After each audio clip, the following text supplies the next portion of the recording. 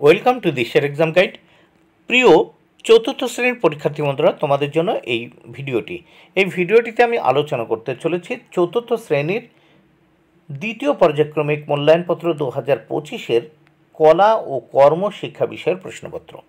এই প্রশ্নপত্র দেখো সেকেন্ড ইউনিট টেস্টের জন্য বরাদ্দ পূর্ণমান 15, সময় 30 মিনিট। পরীক্ষার্থীর নামের জায়গায় তোমরা তোমাদের নাম লিখবে, বিদ্যালয়ের নামের জায়গায় তোমরা তোমাদের বিদ্যালয়ের নাম, ক্রমিক সংখ্যার জায়গায় তোমরা তোমাদের পরীক্ষায় রোল নাম্বার লিখবে।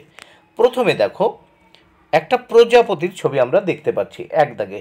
ছবিটি সুন্দর করে রং করো, এর জন্য রয়েছে 4 মার্ক। তাহলে এই ছবিটি সুন্দর করে রং করতে পারলে তোমাদের জন্য 4 মার্ক বরাদ্দ থাকবে।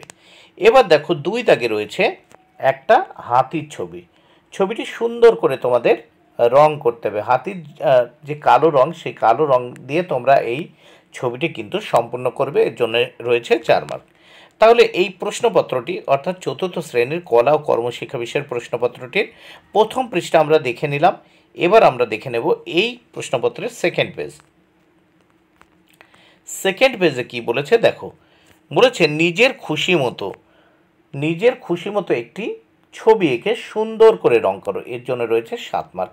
এখানে তোমরা নিজের খুশি মতো যে কোনো একটা ছবি তোমরা আঁকতে পারো, আঁকার পরে সেই ছবিটাকে সুন্দর করে রং করবে।